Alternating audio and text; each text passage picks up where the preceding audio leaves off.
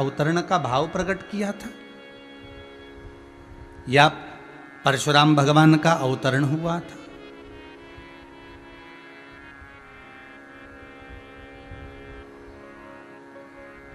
ये सब तो है। भगवान विष्णु का एक अंश परशुराम भगवान तो प्रकटे ही है संसार के उद्धार के लिए। पर साथ में सबसे प्रबल अगर कोई बात है अक्षय तृतीया की, तो वो ये है जब पूरी पृथ्वी हाहाकार मचाने लगी और खाने के लिए एक अन्न का दाना नहीं बचा।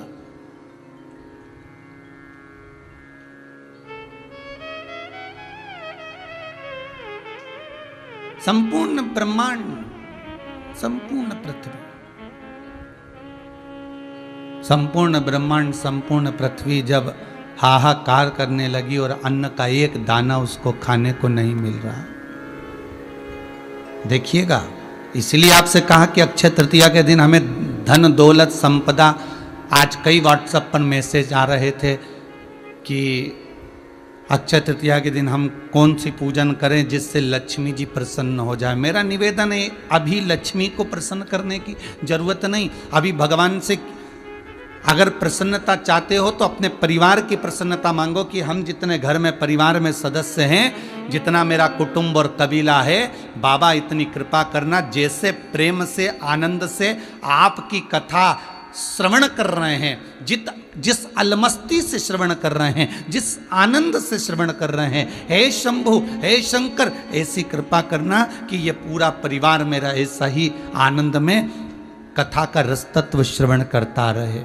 और घर में जितने सदस्य हैं, जितना परिवार, जितना कुटुंब, जितना मोहल्ला, जितना नगर, जितना क्षेत्र, जितना शहर, पूर्ण संपूर्ण भारत और विश्व के प्रत्येक जीव की उम्र बढ़ाइएगा, इनको श्वास प्रदान करिएगा।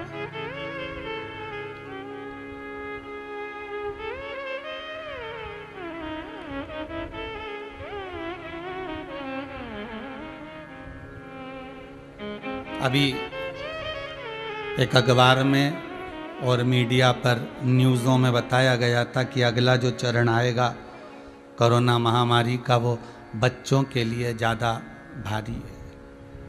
तो घर के माता पिता कितने प्रबल हो गए, कितने एक्टिव हो गए कि अपने बच्चों को कहीं जाने नहीं देना है, बच्चों को घर में रखना है, सोशल डिस्टेंसिंग का पालन करना है, हाथों को धुलवाना है, मुख पर मास्क। बच्चे लोगों के प्रति माता पिता कितने जागरूक हो गए। आप जितने अपने बच्चों के लिए जागरूक हुए हो,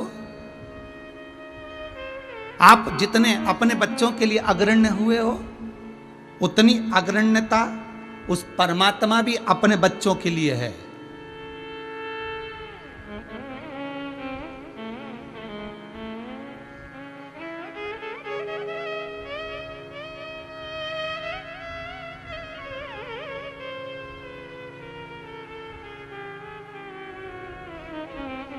उससे एक भाव, एक चोर जैसे चोरी करने जाता है और चोरी करने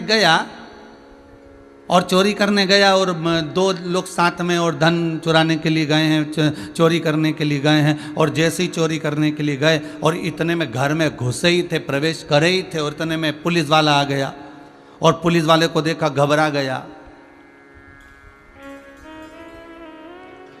उसके मुख से शब्द निकलना बंद हो गया कि सामने ये खाकी वर्दी वाला कहाँ से आ गया, पुलिस वाला कहाँ से आ गया। पुलिस वाले ने जैसे ही देखा और इसने पुलिस वाले को देखा, घबरा गया। पुलिस वाले ने पूछ लिया, कहाँ से आए हो, क्या कर रहे हो? कुछ नहीं, हम तो ऐसे ही आए थे साहब, बस वैसे ही। सब दिख रहा है, कैसे आना हुआ, कहाँ से कूद कर आए, सत्य बताओ। घबरा गया, नहीं साहब हम तो बस स्टेशन से आए थे, तो हमने सोचा यहाँ चले जाएं, थोड़ा सा एकांत में बैठ जाएं, तो हम अंदर प्रवेश कर गए और जैसे ही घबराया पसीना छूटने लगा। पुलिस वाले को देखा, धीरे से सटकने लगा, जाने लगा।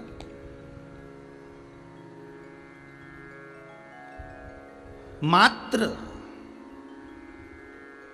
एक खाकी वर्दी वाले का दर्शन किया तो चोरी करने का मन में जो भाव था उसको छोड़कर चला गया। अगर चोरी करता तो अटैची में मार भर कर लेकर जाता, अगर चोरी करता तो कितना धन लेकर जाता, अगर चोरी करता तो कितनी संपदा लेकर जाता, अगर चोरी करता तो कितनी सत्ता लेकर जाता। पर उसके मन से वो भाव चला गया, चोरी का वो भाव समाप्त हो गया। पुलिस वाले को मात्र देखकर, पुलिस वाले का मात्र दर्शन कर कर उसके मन से भाव चला गया। हम कई लोगों से कहते हैं कि दर्शन की महत्वता क्या होती है, उसको समझिएगा जरा, कि एक पुलिस वाले का दर्शन करा तो चोर चोरी करने छोड़कर अपने घर चला जाता है। उसी तरह परमात्मा के मंदिर में जाकर जब हम दर्शन करते हैं, परमात्मा के दरवाजे पर जब हम पहुंचते हैं, उसकी चौखट पर जब हम जाते हैं, उसका दर्शन करने जब हम जाते हैं, तब हमारे भीतर का काम, लोभ, विषय, आसक्ति, तृष्णा, वासना, ये भी तो समाप्त हो जाती है, ये भी तो चली जाती है। हमारे भीतर की आसक्ति, हमारे भीतर की तृष्णा, हमारे भीतर की वासना, वह भी तो चली जाती। मेरे शंभू नेत्र बंद करके बैठे हुए थे, पूरा ब्रह्मांड हाहाकार मचा रहा था, पूरा ब्रह्मांड।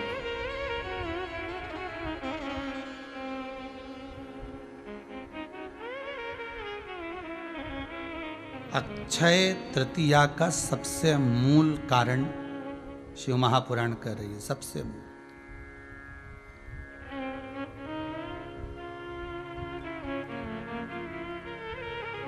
हाहाकार दुनिया कर रही है,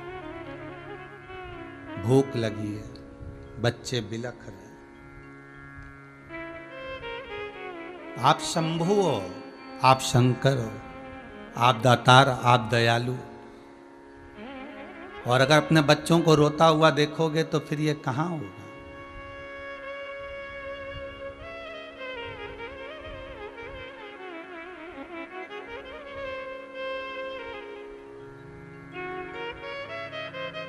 फिर ये अगर बच्चे रोते हुए दिखेंगे तो माता पिता को अच्छा नहीं लगता, और आप अगर रोते हुए बच्चों को देखोगे तो क्या आपको अच्छा लगेगा। प्रभु, चारों तरफ जहां हाहाकार मच गया, भगवान विष्णु भी देख लिए कि इस पृथ्वी पर पुण्य धीरे धीरे धीरे धीरे क्षीण हो गया, इसलिए पाप कर्म बढ़ गया, इसलिए जल वृष्टि नहीं हो रही, अन्न का भाग नहीं है पृथ्वी पर। तब भगवान शिव के पास खबर गई, तो भगवान शंकर ने भगवान विष्णु को बुलाया। नारायण आइए, ब्रह्मदेव भी आए, इंद्रदेव भी आए, सबकी सब आकर खड़े हो गए।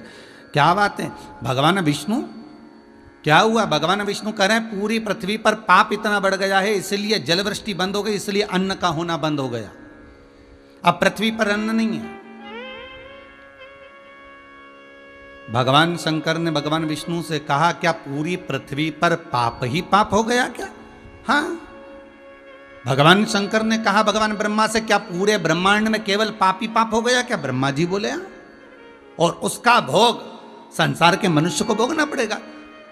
देखिएगा, संसार के लोगों के लिए मृत्यु लोक का देव अधिदेव मेरा महादेव एक बात प्रस्तुत करते हैं।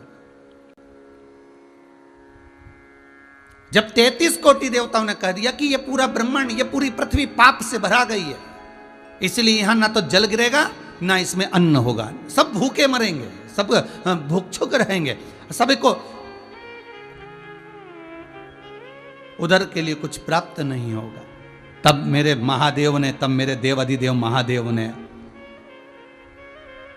आज ही के दिन, अक्षय तृतीया के दिन, मेरे महादेव भगवान विष्णु से कहते हैं, आप कह रहे हो कि सब दूर पाप हो रहा है। शंकर जी बोले, परंतु कभी कभी मैंने पार्वती के मुख से सुना था कि जो घर बनता है, ये आजकल के घर तो मकान तो ये पत्थर के बनने लगे, लेंटर के बनने लगे, सीमेंट के बनने लगे, पहले जो मकान बनते थे वो लकड़ी के बनते थे। आप लोग जितने लोग कथा सुन रहे हो आस्था चैनल पर, फेसबुक यूट्यूब पर, आप लोग जितने कथा को श्रवण कर रहे हो, आप लोग भी कभी तो आपके पूर्वज गांव में रहे होंगे, कभी तो आपके पूर्वज किसी ग्रामीण क्षेत्र से आए होंगे। आप भले शहरों में रह रहे हो, आप भले शहर में निवास कर रहे हो, पर पूर्वज तो गांव में देखा होगा, जो पुराने मकान होते थे उसमें लकड़ियां लगती थी,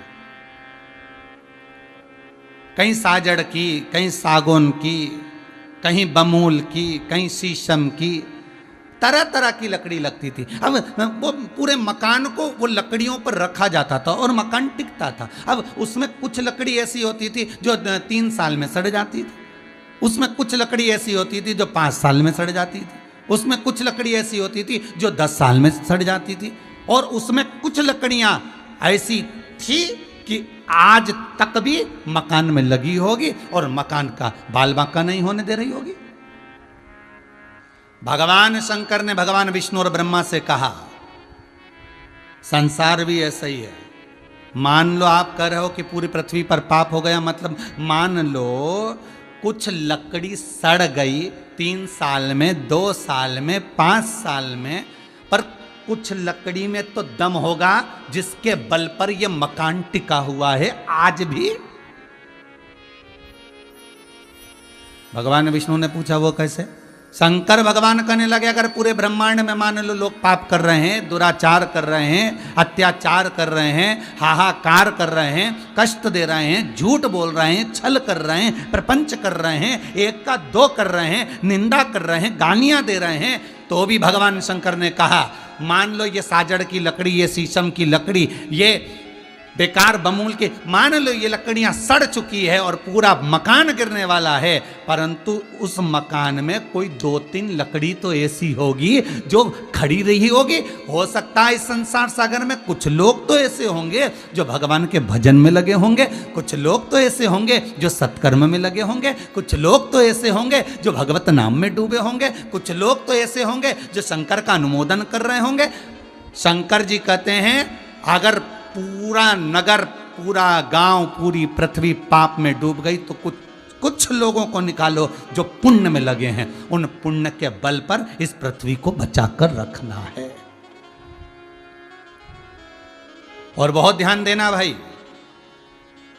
तुम्हारे मोहल्ले में अगर कोरोना जैसी बीमारी आ गई, वायरस आ गया, तुम्हारे नगर में आ गया, तुम्हारे क्षेत्र में आ गया, तुम्हारी कॉलोनी में आ गया, तुम्हारी बिल्डिंग में आ गया, तुम्हारे परिवार वालों में भी अगर कोई सता रहा है, और उसके बाद भी अगर तुम ठीक होकर ऐसी कोरोना जैसी महामारी में, जहां पर हॉस्पिटल में जगह नहीं मिल रही, ऐसी महामारी में भी तुम अगर बचकर, जरा से अगर बचकर भी तुम अपने घर पर वापस आ गए हो, या अपने घर पर स्वतंत्र रहकर घूम रहे हो, अपने घर पर स्वतंत्र रहकर भोजन कर रहे हो, अपने घर पर आनंद लेकर अपनी जिंदगी को जी रहे हो, तो समझ लेना कि तुम्हारे परिवार में कोई एक व्यक्ति ऐसा है जो भगवान शंकर की आराधना में पहले से डूबा हुआ है, भगवान शिव की आराधना में डूबा हुआ है, शंकर का अनुमोदन कर रहा है, शिव का स्मरण कर रहा है। जरूर वो कुछ ना कुछ दान पुण्य सत्कर्म ऐसा करता रहता है जिससे हमारे दरवाजे तक काल आता तो जरूर है, हमारी चौखट पर काल पहुंचता तो जरूर है, पर वो काल अंदर प्रवेश नहीं करता, वो बाहर की बाहर चला जाता है।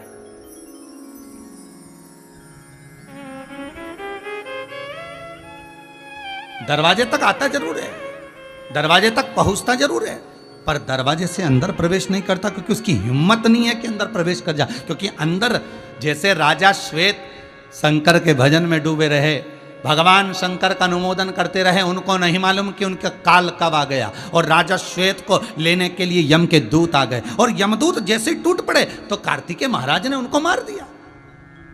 जब वो मार खाकर यमराज के पास में पहुंचे तो यमराज ने पूछा, तुम्हारे को ये नीला पीला किसने कर दिया, किसने दोचा तुमको, कौन मारा है तुमको?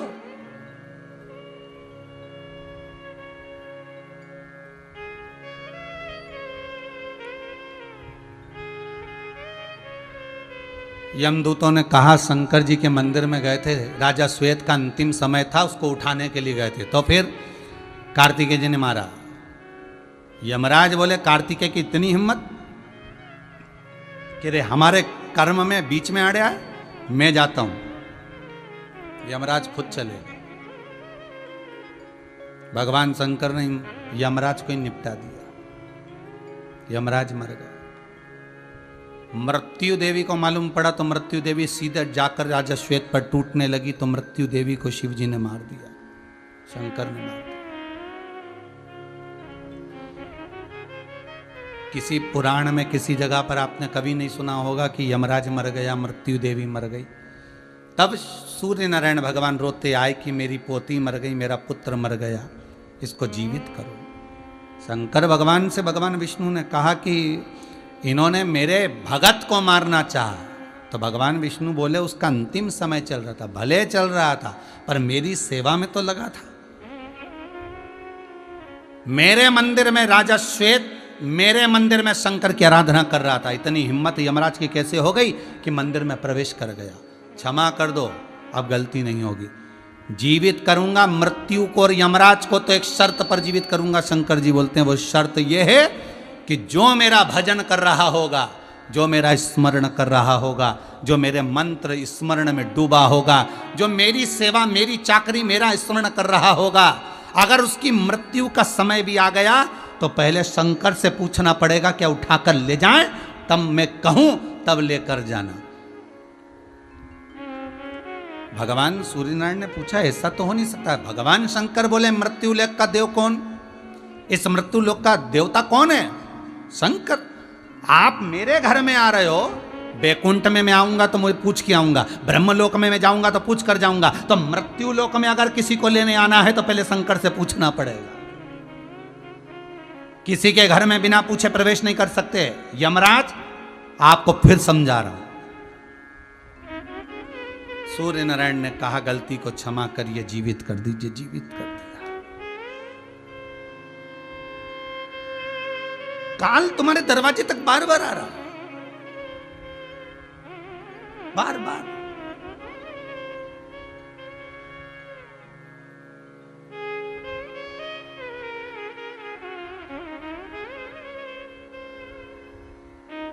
अरे भाई,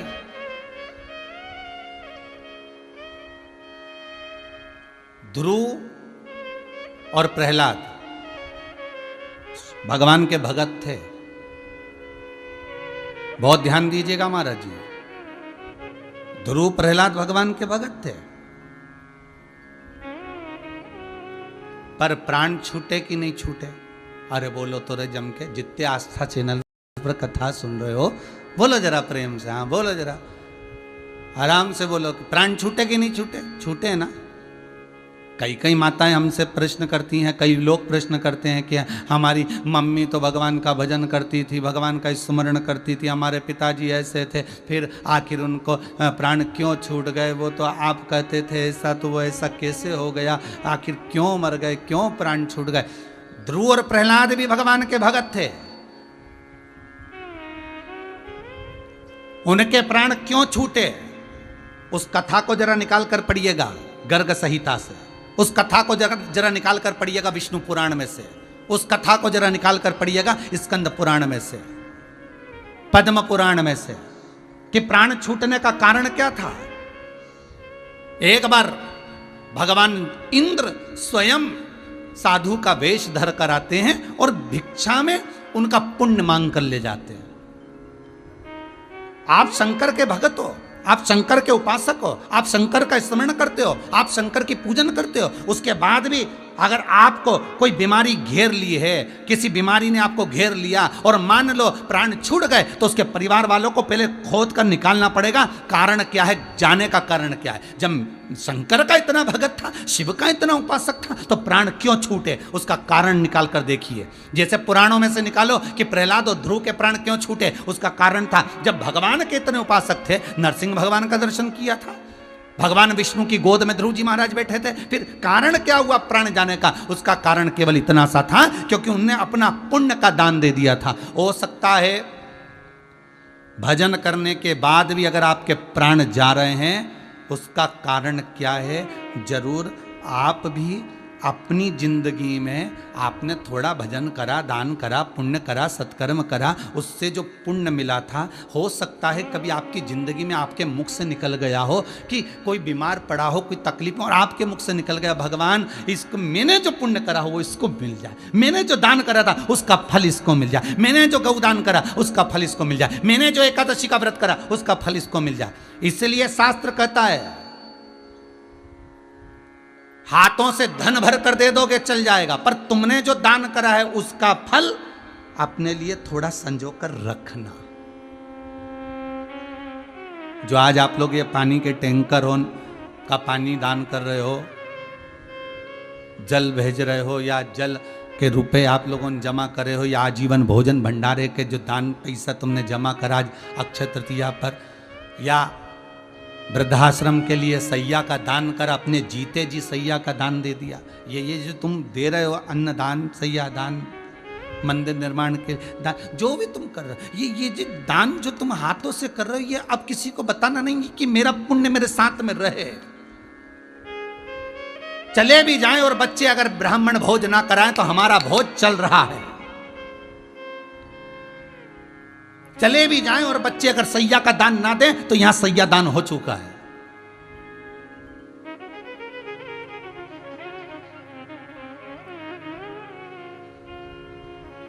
कुछ पुण्य था, कुछ आनंद था, कुछ अपने पास में अपना पुण्य संजो कर रखो, थोड़ा पुण्य संजोना। और कई लोग पूछते हैं महाराज जी, पूछने का कारण, कई लोग कहते हैं ऐसा क्यों हो गया, उसका कारण कुछ ना कुछ होगा। आप आए नहीं और सुबह हो गई, मेरी पूजा की थाली धरी की धरी रह गई, कारण क्या है? कुछ कारण होगा।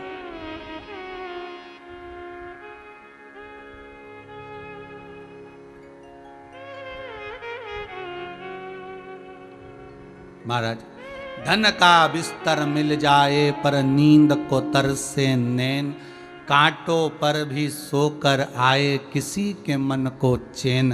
कोई कारण होगा, कोई तो कारण ऐसा होगा जिस कारण से जीव के प्राण गए होंगे।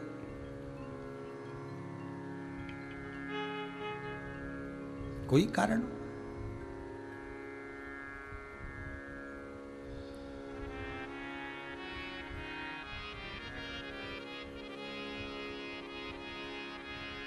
तीन वृक्ष, पीपल, बड़, बेलपत्री, जम के बोलिए रे भाई। तीन वृक्ष, पीपल, बड़ और बेलपत्री। कभी मौका लगे तो स्कंद पुराण को और गरुड़ पुराण में स्मरण करिएगा। तीन वृक्षों को पितरों के भाव से पूजा जाता है, पीपल को, बड़ को और बेलपत्री को। किस तरह के व्यक्ति के मरने के बाद कौन सा वृक्ष लगाना चाहिए उसका भी प्रमाण शास्त्रों में है, उसका भी प्रमाण। फिर लोग कहेंगे गुरुजी पेड़ों की महिमा बताने बैठ गए, फिर वृक्षों की महिमा बताने बैठ। अरे ये वृक्ष ना हो तो जीवन ना हो। कई लोगों को बड़ा ऑब्जेक्शन है कि आप पेड़ पत्तियों के बारे में क्यों बताते रहते हो, आप वृक्षों के बारे में क्यों बताते रहते हो। अरे मेरा शंकर बड़ के पेड़ के नीचे बैठा रहता है। सुखदेव जी महाराज ने राजा परीक्षित को कथा सुनाई तो बड़ के पेड़ के नीचे सुनाई। तुलसी बाबा रामचरितमानस की रचना करते हैं तो बड़ के पेड़ के नीचे बैठकर कर देते हैं। मेरे हनुमान जी कहीं बैठकर साधना करते हैं तो पीपल के पेड़ के नीचे कर लेते हैं। मेरा शंकर, मेरी लक्ष्मी माँ, मेरा नारायण अगर कहीं बैठकर साधना करता है तो बेलपत्री के पेड़ के नीचे कर लेता है। तो बखान करने में मेरा क्या जाता है, वर्णन करने में मेरा क्या जाता है। पर कई लोगों को बुरा लगता है कि आप वृक्ष, अरे तीन वृक्ष पितरों के समान है, पीपल, बड़ और बेलपत्री। किसके मरने के बाद कौन सा पेड़ लगाया जाए जिससे उस जीव की मुक्ति हो जाए, यहां तक शास्त्र वर्णन करता है। जो पूर्ण उम्र लेकर गया है, कोई अभिलाषा उसके अंदर रही ना, वो बड़ का पेड़ लगाया जाए। उसके जाने के बाद बट वृक्ष लगाया जाए, उसके जाने के बाद बट वृक्ष लगा दिया जाए किसी ऐसी जगह पर जहां पथिक को छाया मिलती हो। ये पितरों के तुल्य है।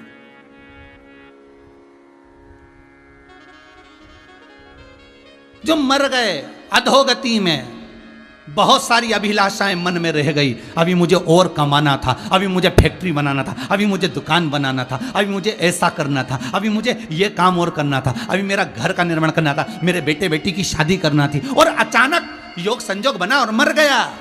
उसको पीपल का पेड़ लगाना चाहिए। उसके जाने के बाद पीपल के वृक्ष का कहीं ना कहीं रोपण करना चाहिए, और उस पीपल के वृक्ष को लगाने के बाद, बड़े के वृक्ष को लगाने के बाद जल की व्यवस्था, पानी की व्यवस्था जरूर करना, जिससे वो सूखे ना।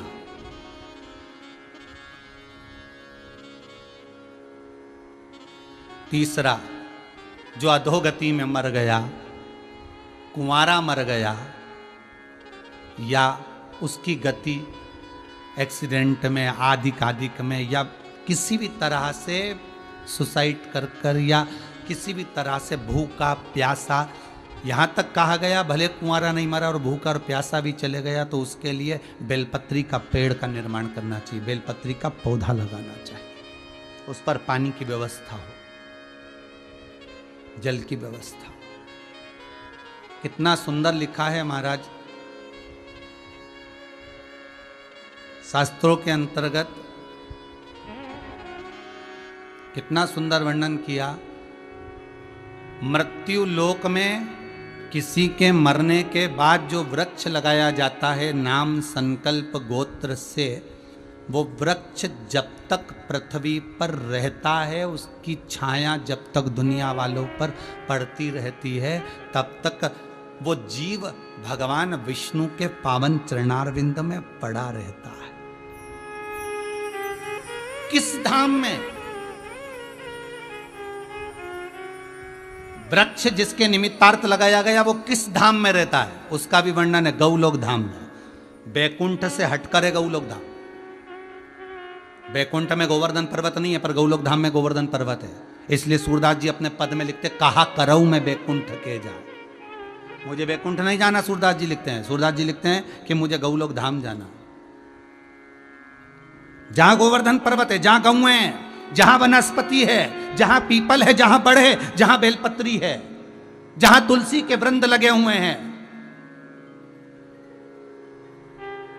सूरदास जी लिखते हैं मुझे वो जगह पर जाना है, मुझे बैकुंठ नहीं जाना जहां पर केवल एसी का रूम मिले, डनलप के गद्दे मिले, जहां पर सोने और चांदी की थालियों में भोजन मिले, चमर डोलाती हुई स्त्रियां मिले, दासियां मिले। मुझे ऐसी जगह नहीं जाना। सूरदास जी कहते मुझे इस जगह से मतलब ही नहीं है, मुझे तो उस जगह पर जाना है जहां पर पीपल, बड़, बेलपत्री, तुलसी का पौधा, भगवान कृष्ण झूला झूल रहे हो, आम के पौधे लगे हुए हो, जहां राधा रानी नित्य विचरण कर रही हो, गोवर्धन पर्वत हो जहां पर गौएं नित्य पानी पी रही हो, सुंदर यमुना का स्थल हो, सुंदर गंगा यमुना सरयू सब वहां पर विद्यमान हो, ऐसे गौलोक धाम में मुझे जाना है। मुझे नहीं जाना बैकुंठ में। क्या करूंगा मैं बैकुंठ जाए?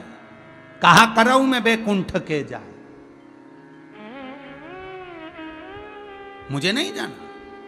आपसे भी निवेदन है, हम तो आपसे ये तक कहेंगे कि आपके मोहल्ले में भी अगर कोई चला गया जीव और उसकी गति नहीं हो रही और आपको ऐसा लगता है कि वो चला गया और उसके मन में तमन्ना है, तो 3 वृक्ष में से 1 वृक्ष कभी लगाने का प्रयास करिए। इसीलिए विठलेश सेवा समिति ने, हमारी समिति ने, आपने अखबार में पढ़ा होगा, यूट्यूब पे डला हुआ है, आपने फेसबुक पे देखा होगा, समिति ने एक निर्णय लिया कि 10,000 पौधे इस साल में कहीं गौशालाओं में, मंदिरों में कहीं ना कहीं उसको रोपित करवाना है। कैसे भी कराओ, पर 10,000 पौधे, और उसमें पानी की व्यवस्था, खाद की व्यवस्था सब होना चाहिए। आज ये ऑक्सीजन की जो मारामारी हो रही है, ये कारण ही है। ये पूरी वनस्पति काट दी, पूरा पेड़ हम काट दिया साहब, और ऊपर से क्या हम तो पीपल की पूजन करें, पीपल ढूंढता फिरे। जैसे कन्याओं को गर्भ में मारने के बाद नवरात्रि में कन्या ढूंढते फिरे, उसी तरह पेड़ों को कटवाने के बाद ऑक्सीजन ढूंढते फिरे। पहले गर्भ में कन्याओं को मरवा दिया, बेटा चाहिए, बेटा चाहिए, कन्याएं मर गई। अब नवरात्रि में देवी जी के दिनों में कन्या भोज के लिए कन्याएं ढूंढ रहे हैं, मोहल्ले में ढूंढते फिर रहे, कन्या मिल जाए, कन्या मिल जाए। उसके पांव धो रहे, उसके प्रणाम कर रहे, चुनड़ी ओढ़ा रहे, महाबूर लगा रहे, हलवा पूड़ी खिला रहे, और घर में कन्या हो रही तो रो रहे। उसी तरह प्लाट पर पेड़ लगा, कॉलोनी में पेड़ लगे, उनको कटवा दिया, और अब ऑक्सीजन की टंकी ढूंढते फिर रहे कंधे पे ले लेके।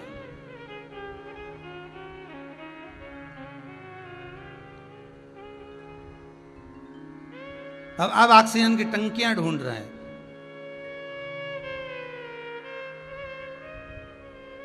प्रयास करिएगा। शंकर कह रहे हैं कि वो जो तुमने जो लकड़ी लगी है, कई लकड़ियां बेकार हो चुकी हैं, माना बेकार हो गई, तो पर मकान कुछ लकड़ियों पर तो टिका है। उसी तरह ये पृथ्वी कुछ पुण्य करने वालों पर, कुछ सत्कर्म करने वालों पर, कुछ दान करने वालों पर, कुछ भजन करने वालों पर आज भी टिकी है। ये पृथ्वी टिकी है आज भी भजन पूजन सत्कर्म करने वालों पर।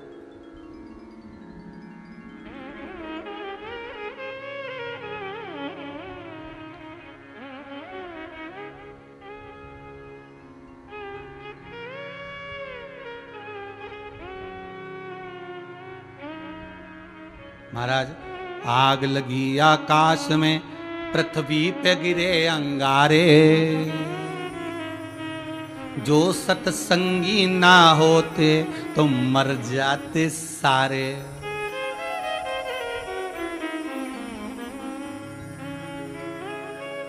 कई लोग कहते हैं कि उसमें एक पद लोग कहते हैं कि सदगुरु ना होते तो मर जाते सारे। हम कहें कि सत्संगी में सब आ गए, चाहे गुरु हो तो चेला हो। सत्संगी भजन करने वाला है, स्मरण करने वाला, नाम जाप करने वाला, नाम स्मरण करने वाला, कीर्तन करने वाला। और हमें कीर्तन से भी हम कहेंगे ठीक है, आप तो हृदय से उसको पुकार लो। जैसे कल की कथा में था कि ना जी भर के देखा, ना कोई बात की, बड़ी आरज़ू थी मुलाकात की। उस मिलन जब हो एक क्षण का, मुख से कुछ निकले ना, बस वो आमने और सामने। एक गीत पे लगाया करते थे लोग, आ बैठ मेरे पास तुझे देखता रहा, ना तू कुछ कहे ना मैं कुछ कहूं। गाते थे लोग कि ना गाते थे? बोलो तो रे, आस्था पे कथा सुन रहे हो। कितनी सुंदर बात है। अगर किसी को टकटकी लगाकर देख लो तो मोहल्ले के लोग देना चालू कर दें क्या? अरे बोलो तो क्या देना चालू कर दे? जूते। अगर किसी को टकटकी लगाकर देख लो तो मोहल्ले के लोग जूता देना चालू कर दे। किसी को टकटकी लगाकर देखो तो मतलब ये पक्का है कि तुमने किसी को टकटकी लगाकर देखा तो तुम्हें कुछ ना कुछ दिया, मतलब देना चालू हुआ। तो यहीं से सीख जाओ कि टकटकी लगाने पर कुछ ना कुछ मिलता है। तो एक काम करो ना, ऐसी टकटकी तुम मेरे बिहारी जी से, मेरे ठाकुर जी से, मेरे राम से, मेरे कृष्ण से, मेरे शंकर से लगा लो। क्योंकि दुनिया की रीति है कि तुम किसी को टकटकी लगाकर देखोगे तो कहीं ना कहीं का लोग तुम्हें देना चालू कर देगा। तो ये टकटकी अगर तुमने शंकर से लगा ली तो शंकर भी तो कुछ देना चालू कर देगा। एक नयन नैन मिले गिरधारी से, मैं उनकी हो गई, मेरे मन में नहीं है धीर, सखी वृंदावन जाऊं। ये चित्त, ये वृत्ति, एक टकटकी तुम परमात्मा से लगा लो, परमात्मा भी देना चालू कर दे।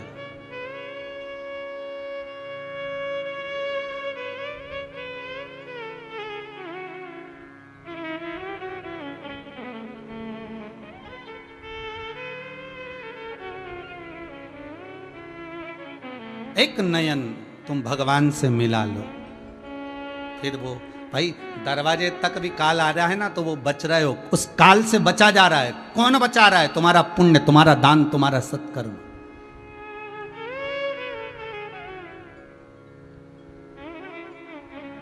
उस काल से बचा। दरवाजे के सम्मुख में काल खड़ा है और बचा हुआ, बस वो 32 दांत के बीच में जैसे जिह्वा रहती है, उसी तरह चारों तरफ ये कोरोना वायरस, और बीच में तुम बचे हो तो शिव की कृपा से बचे, शंकर की कृपा से। और डरना नहीं, बिल्कुल मत डरना। बस मुंह पर मास्क लगा के रखो, हाथ को धोते रहो और थोड़ी दूरी बनाकर चलो। हम तो कई तरह बड़े बड़े डंडे लिया हो दो पास में, जैसे चिड़िया पर उड़ा है ऐसे तुम डंडा उड़ाओ, कोई पास में ना हो। थोड़े दिन की बात है, अच्छा हो जाएगा। प्रकृति जब अच्छे दिन चलेगा और ये दुख के दिन आ गए तो ये दुख के दिन भी जाएंगे और अच्छे दिन आएंगे। काय को चिंता करते, टेंशन वेंशन नहीं लेना।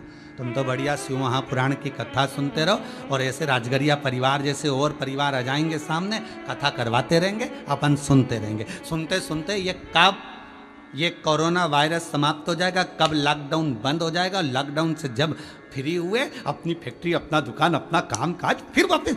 याद रखना, अगर कुछ दिन के लिए भगवान ने तुम्हें हाथ रोक दिया है देने से, तो उसने तुम्हारे लिए कुछ अच्छा सोच कर रखा होगा।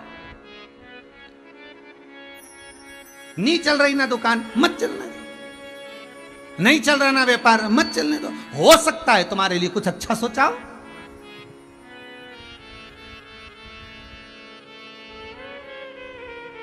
रहे हो थोड़ा घर में, अगर जिंदगी है तो सब कुछ कमा लोगे, जीवन ही नहीं रहेगा तो क्या खाक कमाओगे।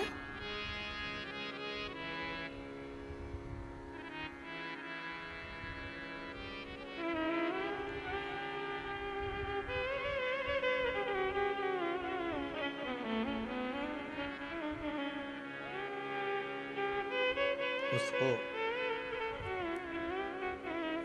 भगवान शिव, भगवान विष्णु से कहते हैं कि माना संसार के लोगों पापी हो गए, पाप कर्म में लिप्त हो गए। आप इनको अन्न का भाग नहीं दे रहे, पृथ्वी अन्न नहीं दे रही, जल वृष्टि नहीं हो रही, नहीं है इनके भाग्य में।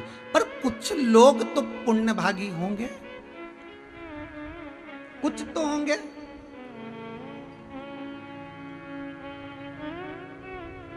जहां पर पाप ही पाप बढ़ने लगता है तो कुछ पुण्य वाले भी कुछ लोग तो होंगे।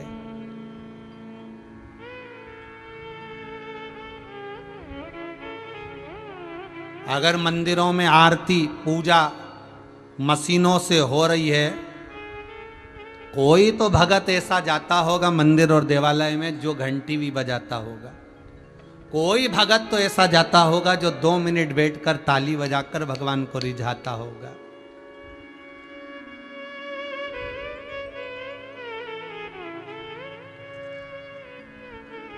मुझे अयोध्या में जहाँ कनक बिहारी जी का मंदिर है, जब अयोध्या में 12 साल पहले कथा करने गए थे, तो वो आश्रम का मानस आश्रम ऐसा कुछ था सरयू जी रोड पर, तो कनक बिहारी जी के दर्शन करने गए थे। वहां एक अग्रवाल जी मिले थे।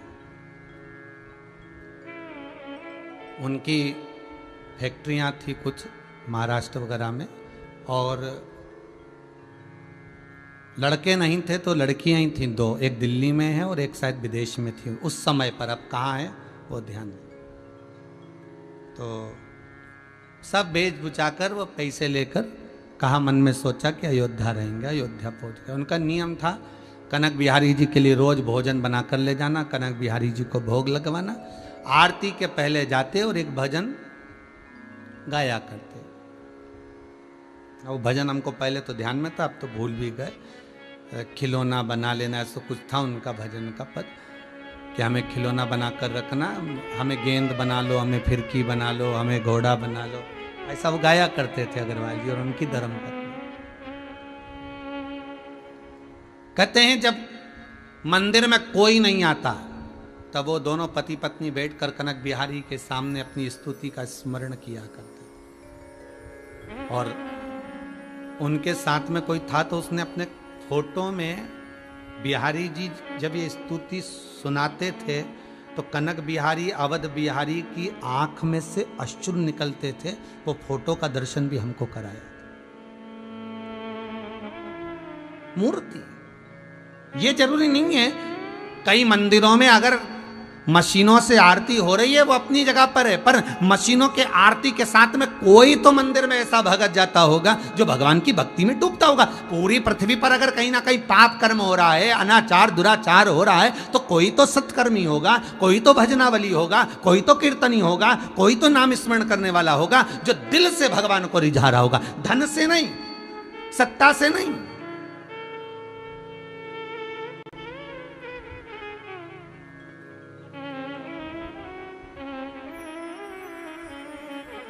पूरे दिल से भगवान को रिझाने के लिए। परमात्मा अगर वन में भी बैठा है तो वन में भी उस परमात्मा को रिझाने का भाव आना चाहिए, तो वन भी एक आनंद का कंद हो जाता है, एक आनंद का भाव प्रकट कर देता है। हमसे कई लोगों ने कहा महाराज जी ये इतना धन आप यहाँ गौशाला में, ये कुबेरेश्वर धाम में, ये मुरली मनोहर मंदिर में, ये वृद्धाश्रम में, ये 8 एकड़ जगह में तुम इतना पैसा लगा रहे हो, यहाँ जंगल में कौन आएगा? सीहोर से भी 12 किलोमीटर 13 किलोमीटर दूर, और वो भी रोड से भी आधा 1 किलोमीटर दूर, कौन आएगा यहाँ जंगल में?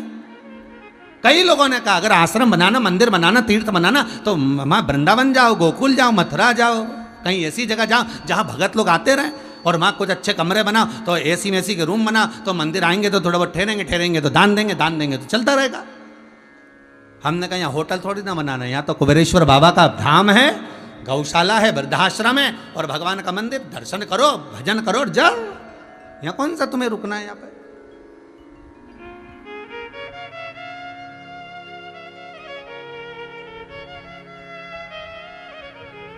मंदिर, देवालय, तीर्थ व्रत कमाई के स्रोत नहीं होना चाहिए, ये सत्कर्म के स्रोत होना चाहिए।